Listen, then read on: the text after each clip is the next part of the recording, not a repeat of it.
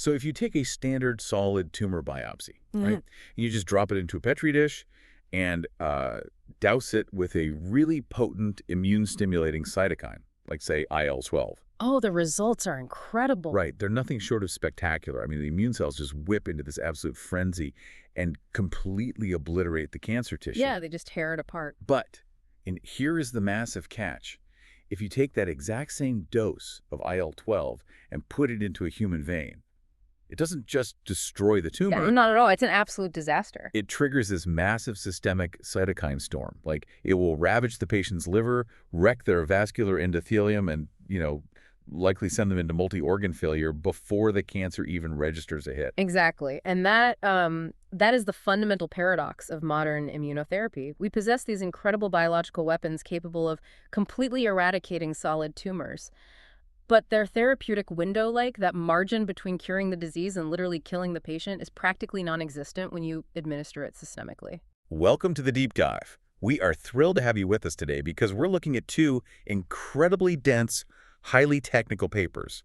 One published in late 2024 in Nature Communications, and the other from late 2025 in Nature Biomedical Engineering. Both phenomenal pieces of research. Truly. And both of these research teams are tackling that exact paradox we just talked about. Yeah. So our mission today for you, the listener, is to explore how we can unleash the devastating lethality of cytokines and T-cell engagers directly inside a solid tumor microenvironment without allowing those molecules to leak out and destroy the rest of the patient's body. Because that is the holy grail of cancer research right now. The overarching theme here is, well, extreme spatial localization. Right. Keep the weapons strictly on the battlefield. Exactly. Because for years, solid tumors have been a total graveyard for immunotherapies. The tumor microenvironment builds this intensely suppressive moat around itself. It's like a fortress. It really is. It shuts down your endogenous T cells, physically excludes them from entering, and just completely exhausts whatever immune presence is left inside. So overcoming that moat requires massive stimulation. But again, doing that systemically is a total non-starter. Okay, let's unpack this. We need to start with the 2024 Nature Communications paper, because their approach to this localization problem is essentially to stop delivering the drug entirely. Which sounds counterintuitive, right? Right. Instead of injecting recombinant cytokine proteins into the patient, they engineered a specific lipid nanoparticle, the SAC7 LNP to be exact. They loaded it with mRNA and just injected it directly into the tumor. Yeah, and it's a brilliant pivot in pharmacokinetics. I mean, when you inject a recombinant protein, its half-life is usually incredibly short, and it diffuses rapidly away from the injection site right into the bloodstream. Which is exactly what we don't want. Exactly what we don't want. So by using an mRNA-loaded LNP, they aren't delivering the weapon. They are delivering the genetic blueprint for the weapon. I love this concept. It's like, okay, instead of trying to airdrop highly unstable munitions into this besieged city, you just sneak in a microscopic 3D printer with a blueprint. And the cells inside the tumor take up the printer, read the mRNA, and start continuously synthesizing the weapons themselves right there on site. That is a perfect analogy. And we have to talk about the specific lipid chemistry of that SAC7 LNP because, it wasn't chosen at random. No, they tested a bunch. They did. And this one is a remarkably low inflammatory nanoparticle. Standard LNPs can sometimes trigger their own innate immune responses, which sure sounds helpful, but often it just leads to the premature clearance of the nanoparticle before it can even be translated. Like the immune system sweeps it up before it could do its job. Right. But this specific formulation, it sneaks in quietly. It allows for a really sustained expression of the payload. So let's get into that payload, because they didn't just load it with a single cytokine. They engineered this highly coordinated mRNA mixture encoding for what they call a triplet therapy. So that's IL-21, IL-7, and 4-1-BBL. And what's fascinating here is the precise synergy of that triplet. In tumor immunology, we so often see researchers just throw the kitchen sink at a tumor. Just hoping something sticks. Yeah, exactly. But this trio is highly calculated to overcome very specific hurdles in the tumor microenvironment. So IL-7, for instance. That is critical for the homeostatic expansion and survival of memory T cells. It essentially keeps the immune cells in the fight for the long haul. Okay, so IL-7 is the durance factor. Right, and then IL-21 comes in, and that drives the massive proliferation of CD8 positive T cells. It really skews them toward a highly cytotoxic effector phenotype, meaning it makes them extremely aggressive killers. But wait, driving T-cell proliferation inside a solid tumor usually just leads to terminal exhaustion, right? And the tumor just upregulates all these inhibitory ligands and literally starves the T-cells of glucose. Which is exactly why the third component, the 4-1BBL, is so crucial. Ah, okay, the rescue mechanism. Yes, 4-1BBL is a really potent co-stimulatory ligand. So when it engages the 4-1BB receptor on those T cells, it triggers this NFKB survival signaling cascade. It fundamentally rescues the T cells from exhaustion. Wow, so it's the perfect trifecta. You have IL-7 ensuring the longevity, IL-21 driving sheer lethal numbers, and 4-1BBL keeping them biochemically awake and aggressive despite the tumor's defenses. Exactly. It's an incredibly smart payload. But here's a question. When you directly inject this Triplet LNP blueprint into a tumor mass who is actually reading it, I mean, a tumor is a highly heterogeneous mass, are the cancer cells themselves taking up the LNPs and synthesizing the immune signals that will, ultimately kill them? So some tumor cells do transfect, but the data showed something really interesting. The vast majority of the LMPs were actually engulfed by the myeloid compartment inside the tumor. Oh, really? Which cells specifically? We're talking specifically about CDC2s, which are a subset of conventional dendritic cells and tumor-associated macrophages, or TAMs. Well, actually, that makes total mechanical sense, right? I mean, macrophages and dendritic cells are professional phagocytes. They're literally built to engulf foreign lipid particles in their environment. Yeah, it's what they do best. And that biological tendency works perfectly to our advantage here, because when those CDC2s take up the LNP and translate the mRNA, it completely reprograms their behavior. How so? Well, they don't remain stagnant in that suppressive tumor stroma anymore. They get activated, they upregulate homing receptors like CCR7, and they actually physically migrate out of the tumor and into the tumor-draining lymph nodes. Wait, really? So the antigen-presenting cells are not only producing the triplet cytokines, but they are packing up and moving to the exact anatomical location where naive T cells are waiting to be primed. Exactly. They are acting as these highly mobile autocrine and paracrine drug factories. So once they reach the tumor-draining lymph nodes, they cross-present tumor antigens to the CD8 positive T cells. They'll simultaneously bathing them in that IL-21, IL-7, and 4-1BBL mixture. Precisely. And this trains a massive, highly specific army of cytotoxic T cells that then traffic straight out of the lymph node and infiltrate the tumor. Okay, the efficacy data on this is wild. I mean, they ran this in the MC38 colon cancer model, which responded beautifully. But we really need to talk about their results with the E0771 breast cancer model. Oh, yeah.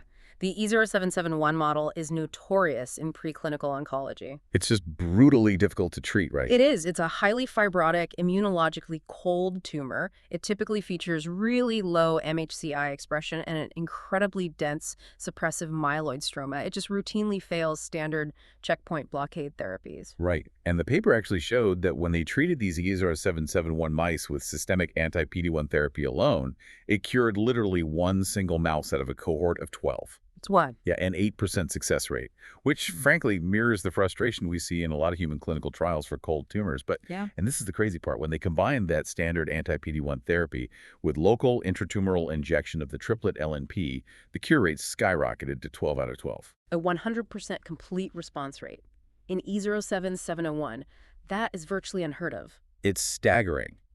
And what's vital for you to understand here is that the therapeutic effect didn't just stay confined to the injection site. No, not at all. Because those CDC2s migrated to lymph nodes and primed a systemic T cell response. The researchers observed this profound abscopal effect. Right. So treating a primary tumor on one side of the mouse led to the complete regression of a distant, completely untreated secondary tumor on the opposite side of the mouse. Which is the dream scenario. It proves the local injection generated a systemic tumor-specific immune patrol. And they proved the durability of that immune memory, too. They rechallenged those cured mice with fresh E0771 cancer cells 60 days later, and the mice completely rejected the new tumors. Yeah, the T cell compartment had established a really robust memory pool. And they achieved all of this without the severe hepatotoxicity or systemic inflammation that usually accompanies systemic cytokine administration. Okay, so the LNP approach proves that if we can get the blueprint inside the tumor, we win.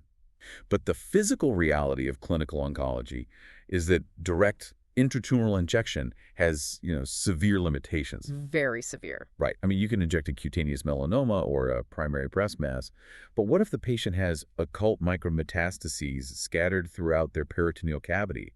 You cannot stick a needle into a microcluster of cells that you can't even see on a PT scan. You can't. That is the Achilles heel of any direct injection strategy.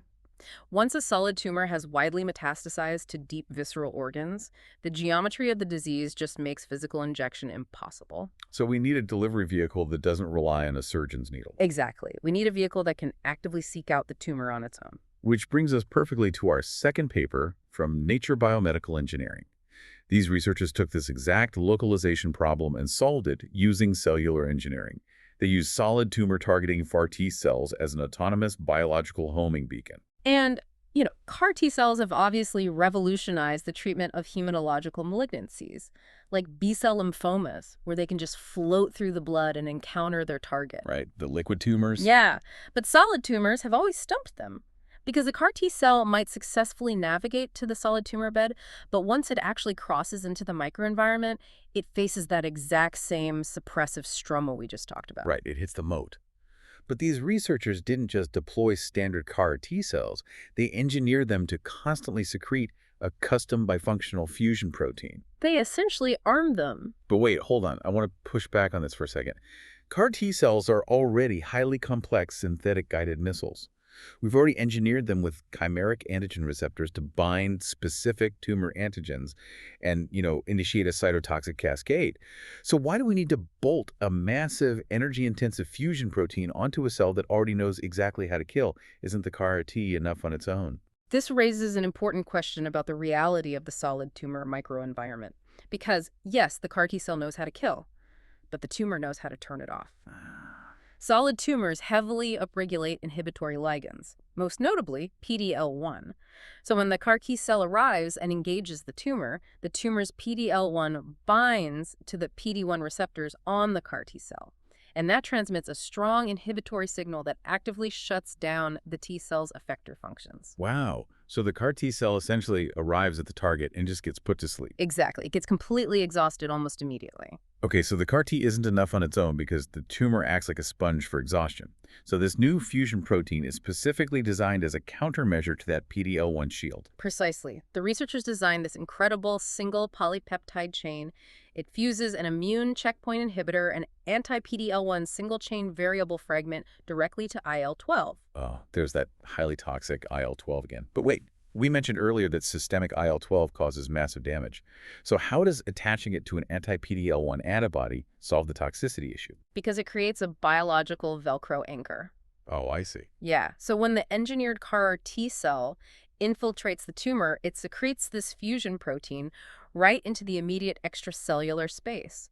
The anti-PD-L1 domain immediately binds to the PD-L1 on the surface of the tumor cells. Stripping away the shields. Right. This action blocks the inhibitory signal, which rescues the CAR T cell from exhaustion. But spatially, and this is the genius part, because the IL-12 is physically fused to that antibody, the IL-12 is now permanently anchored to the tumor cell surface. Oh, wow. So it traps the cytokine in the tumor bed. It literally uses the tumor's own primary defense mechanism, its PD-L1 shields, as the landing pad to hold the IL-12 grenade firmly in place. Exactly. It cannot wash away into the systemic circulation to damage the liver or the vascular endothelium. That is an incredibly elegant solution to the diffusion problem. It really is. And there's this brilliant positive feedback loop built into this mechanism, too, because when IL-12 stimulates T cells, it causes them to release vast amounts of interferon gamma. And interferon gamma, in turn, is the primary cytokine that forces tumor cells to upregulate even more PD-L1 as a defense mechanism. Wait, really? So the tumor's desperate attempt to defend itself against the CAR T cell actually creates more landing pads for the fusion protein? Yes. The more PD-L1 the tumor expresses, the more IL-12 gets anchored directly to its surface. That is devastatingly clever. The tumor is literally digging its own grave. It is. And, they were incredibly rigorous in proving that IL-12 was the absolute right payload for this design. They didn't just assume. They ran a head-to-head comparison in vivo. Right. They tested other cytokines. They engineered CAR RT cells to secrete the anti-PD-L1 fused to IL-15, as well as a TGF-beta trap, just to see if, neutralizing the stroma's suppressive cytokines was maybe a better route. But the IL-12 fusion outperformed all of them, right? Because they tested this in a PTAN-KRAS prostate cancer model and an ID8 ovarian cancer model. And the IL-12 fusion was the undisputed winner. It drove a much deeper, more durable regression than the IL-15 or the TGF-beta trap variants. Because IL-12 doesn't just stimulate the TAR T cell in an autocrine manner. It has massive paracrine effects. It recruits and hyperactivates all of the host's endogenous bystander immune cells. Like the natural killer cells and macrophages. Exactly. Natural killer cells, endogenous CD8 positive T cells, macrophages. It flips the entire microenvironment from suppressive to wildly inflammatory. But we really have to talk about the safety data here, because this is where the paper really proves its point. Right. To prove that the physical fusion of these two molecules was the key to safety, they ran a control cohort. They treated mice with the CRT cells, plus a systemic injection of unlinked anti-PD-L1, plus a systemic injection of unlinked IL-12. Right. So all the exact same pharmacological agents, just floating freely instead of being tethered together. And the results were catastrophic for those mice. Total disaster. Severe cytokine release syndrome. The researchers documented these massive spikes in systemic inflammatory cytokines like IL-6 and IL-10 in the blood serum. And profound splenomegaly, right, like massively enlarged spleens. Yes, and severe systemic toxicity. The free-floating IL-12 wreaked havoc exactly as we would expect it to. But in the cohort treated with the engineered CAR T cells secreting the fused protein, the systemic toxicity essentially vanished. The blood serum levels of IL-6 and IL-10 just remained at baseline. The researchers demonstrated that the production of interferon gamma was localized almost exclusively to the tumor microenvironment. Which means the physical tethering worked flawlessly. It's incredible. Yes. And this isn't just mouse science. We have to point out human translation here. Because researchers know that mouse models, while useful, don't always perfectly predict human immune responses. No, they don't. So they took the crucial step of validating this in a fully humanized in vitro system. They engineered human T cells with a CAR targeting TAG72, which is a well-known human tumor antigen, and programmed them to secrete a humanized version of the anti-PD-L1 IL-12 fusion protein. Right. And when they co-cultured those engineered human CAR T cells with human ovarian cancer cell lines in the lab, it successfully targeted the cells, stripped the PD-L1 shields, and localized the immune activation without leaking massive amounts of cytokine into the surrounding media. It was a perfect proof of concept, which actually parallels what we saw in the LNP paper. The LNP researchers also proved their SAC7-DOG nanoparticles could successfully penetrate and transfect fresh, human non-small cell lung cancer biopsies ex vivo. Specifically targeting the human myeloid compartment, just like in the mice. Exactly. Both of these teams are keenly focused on translational reality. They want this in the clinic. If we connect this to the bigger picture, what we are witnessing across both of these studies is a massive paradigm shift in how we approach oncology. Without a doubt. Because for the last 50 years, the strategy has mostly been outside in. We just flood the systemic circulation with these maximum tolerated doses of chemotherapy or systemic checkpoint inhibitors, and we just, cross our fingers that the tumor succumbs before the patient's vital organs do. We relied entirely on blunt force. But both of these studies demonstrate that the future of treating solid tumors lies in altering the microenvironment from the inside out. Yeah. We are finally utilizing extreme spatial control to safely deploy these biological weapons that we've actually possessed for decades, but were simply too toxic to use conventionally. So whether it's utilizing a specialized low-inflammatory lipid nanoparticle to drop off a highly coordinated mRNA blueprint, or engineering an autonomous CAR T cell to synthesize a biological Velcro grenade directly on site, the underlying philosophy is identical. Localizing immune signals is the absolute key to breaching the solid tumor microenvironment. We are entirely bypassing the systemic toxicity that has historically limited the efficacy of immune agonists. By forcing the tumor to act as its own site of drug synthesis and retention, we can push the local concentration of these therapeutics to levels that would be instantly fatal if achieved systemically. So what does this all mean for you, the listener, who is navigating the future of medicine? It means we are rapidly moving past the era where treating cancer inherently means poisoning the entire body. We are entering the era of localized, autonomous biological warfare against cancer. It's a whole new frontier. It is. Precision medicine is no longer just about sequencing your tumor's genome to find a targetable mutation. It's about spatial precision. It's about confining the blast radius strictly to the pathology. It requires us to view the immune system not just as a defensive army, but as a highly programmable delivery network, one that is capable of synthesizing incredibly complex biologics on demand, exactly where and when they are needed. Here's where it gets really interesting, though. Both of these breakthroughs rely on a similar concept, turning cells that are already inside the tumor into local drug factories. Right. It makes you wonder about the broader implications for pharmacology as a whole. I mean, if we can reliably program our immune cells to act as microscopic pharmacists, synthesizing bespoke, highly toxic, or highly specialized drugs strictly within the confines of a diseased tissue, are we approaching a future where the entire concept of a drug side effect becomes a thing of the past? Wow. Because if the therapeutic is never in your bloodstream, it can't cause systemic side effects. Could the pharmacy of the future live entirely encoded within our own DNA, just waiting for the right biological trigger to start printing the cure? It's a profound thought.